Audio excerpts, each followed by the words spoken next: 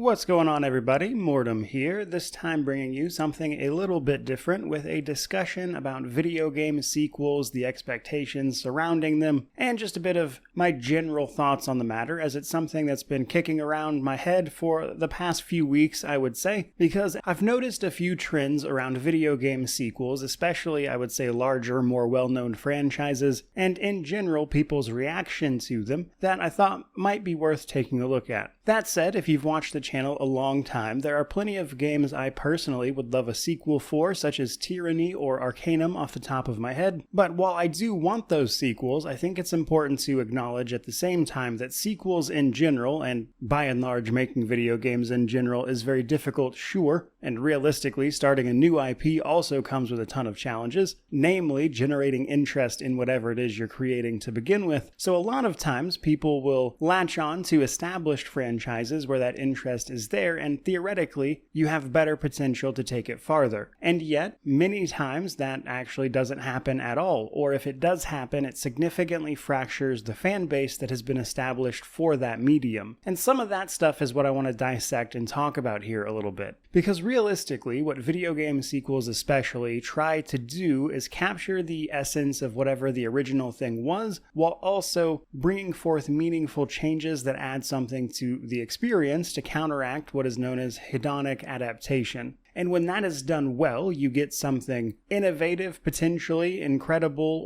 or simply a game that moves a lot in terms of sales numbers. Done wrong, however, you have the potential to simply upset the fan base you've established, or worse, fracture them into many separate individual communities, which you see happen a lot with sequels and franchises that go on for a very long period of time, very established things in the ballpark of like 20 to 30 years old. So broadly speaking, I think there's a lot of risk involved with creating sequels and carrying forward what that franchise is, but also, if done properly, the potential for a very large payout, the expansion of a universe which opens up even more opportunities to do more with it, which is of course how things grow and make their way into, I would say, a household name. But even with those success stories, more often than not, there are at least a few missteps along the way. But I also think it's important to establish what kind of sequel you're talking about and how strict with that term you'd like to be, because some games are indirect sequels. That is to say, they take place somewhat in the same universe or timeline, but more often than not have a very distinct story. For instance, Divinity Original Sin 1 is very different from Divinity Original Sin 2, and it's separated by about 1,200 years of history. And realistically, you can play either of those without really having to worry about what you know from either one. And in cases like those, I think there's more of an opportunity to separate what those games do mechanically, and maybe even potentially what they do in terms of a genre when it comes to indirect sequels. And speaking of other genres, some games in general just choose to utilize the universe of a franchise without actually making it a sequel at all. It's its own standalone thing, which I would say overall has a few less risks involved in terms of trying to capture the essence of the original thing, but still has the responsibility of upholding the vision of what that franchise is supposed to be all about under a new medium, which may or may not be a challenge in and of itself. But mostly, with that being said, I just want to point out that the context of what a sequel is very relevant in a conversation like this, because while some of those details might simply seem like semantics, to the people hyper involved within that community, they are very important. And I think that's especially noteworthy when you look at the fact that many times large franchises continue to grow in spite of encountering some of these problems I'm about to talk about. One of the main ones is simply fracturing your own fan base. Now, my favorite example of this is actually the Dragon Age series, but you see it plenty of other places as well. And Dragon Age, well, yes, generally they are all RPGs. They all play and have a very different focus on individual mechanics.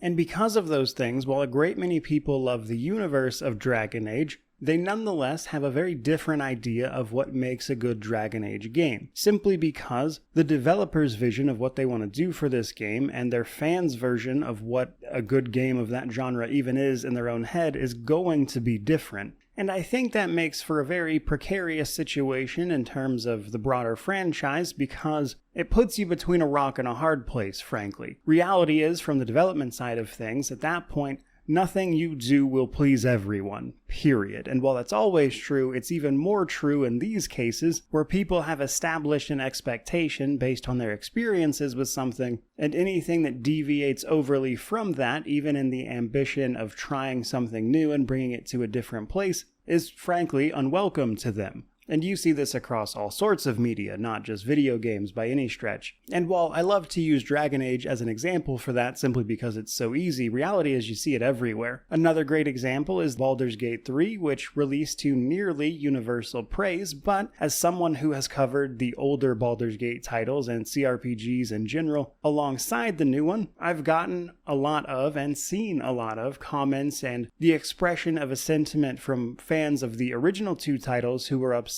that Baldur's Gate 3 didn't really seem like it shared that much in common from a game almost 30 years old, which is a very long-winded way of saying that change is never universally liked. That's just not how it goes. But at the same time, standing still is also not really acceptable either, because the flip side of that is making a game that is effectively just a repeat of the exact same title also isn't going to get you anywhere. Because while a game like that might please the people I just mentioned, it's very unlikely to please a wider audience who wanted the franchise or the source material to move forward, and then it fails to do so. Or at the very least, it doesn't move the needle enough. And this is especially true when you start talking about people becoming sort of numb to the same old thing that they've had several times before, or hedonic adaptation as it's known. Basically, you've seen this thing, maybe even enjoyed it, but seeing that exact same thing again isn't going to quite give you that same high from the initial point of view. And this is the other trap sequels fall into. They don't do enough to change, and thus they're seen as stale and don't do as much for someone as something brand new and shiny does. I myself am even guilty of this. If you've watched the channel an extremely long time, I've certainly mentioned in a few of my reviews that as someone who's played as many games as I have, which is, I would say, many times more than the average person ever will, I love a game that offers a new experience because that is a thing I have not seen before within the medium of something I love, which brings with it fresh stimuli, if you will, and makes me think about other places it could go or how it could be adapted to other things. But then you see other games that devolve into, let's say, formulaic approaches, pumping out content that is initially engaging when you see it for the first time, but once you've played a few of those games, you're like, oh, this is just the same game over and over again, really. And that's kind of what hedonic adaptation is all about, and when you make sequels to a same game in the same genre over and over again and fail to innovate, that's the kind of thing you fall into, and thus you start to fail to meet people's expectations of what that sequel was supposed to do, or what leaps in technology and gameplay could have been made in the meantime. Basically, playing it too safe. Now, to kind of start wrapping this up and drawing this discussion to a close, I will say this is one of those situations in life, really, that simply does not have a proper solution. Like, obviously, people are going to do the best they can and try to make innovative games that push the needle and add and expand upon features and premises, story beats, etc. But doing exactly that is a very difficult thing to do, and even within that conversation, like I've already mentioned, what people think that is very different person to person. And thus you get all these differing opinions on all sorts of sequels and what they want or what they think would be best in each case. And realistically, at the end of the day, a developer's got to have a vision and stick with it and let the dice roll how they will, as it were. And one of the reasons I wanted to talk about this is because as a content creator specifically, for me it's definitely a situation of kind of being caught in the middle of those two things. Because as a content creator, I run into people who don't like things I do all the time, or they think I should have changed my content in this way or that way, or I should have zigged when I zagged instead, etc. And that's an experience I am very comfortable with, and that means that some people who liked my earlier content don't like the stuff I do these days. So I can sympathize with a developer who worked on one game, changed it up for a new one to try something new, and people didn't follow them along for that journey. I know how that goes. And at the same time, as a player and as someone who is reviewing these games, sequels have the very difficult task of threading all of those different needles. Sometimes they manage to do so, other times they fail spectacularly. For me personally, Dragon's Dogma 2 didn't quite land because I had played the first one, and Dragon's Dogma 2 in some ways felt like a bit of a step backwards as it pulled forward a lot of those mechanics, but a lot of them it didn't. And while it certainly looks better and things like that,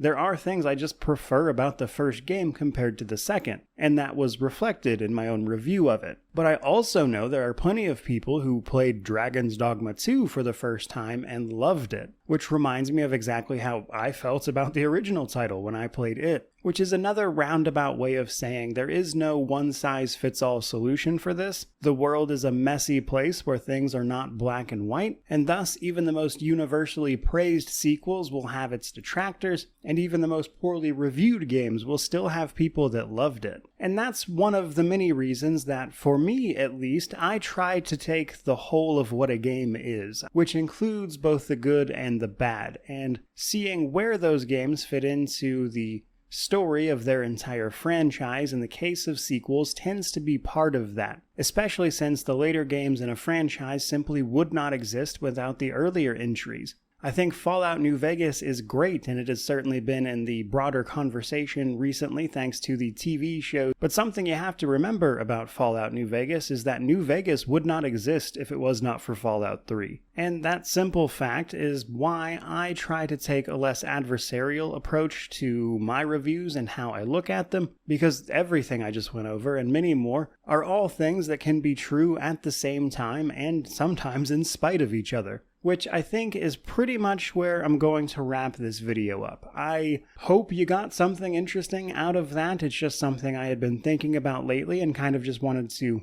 put down in a video and throw it out there into the world and see what happens. Videos like this don't tend to do incredibly well, or at least they have a hard time taking off in some cases, so it'll be interesting seeing how this one performs, or maybe even bombs, I guess. But if you found it interesting, do remember to like, comment, subscribe. Let me know how you feel about all that down in the comment section below, and I'm looking forward to reviewing and talking about many more games, sequels, and otherwise with you in the future. So thank you so much for watching. I really do appreciate it. May you wander in wisdom and have an amazing day.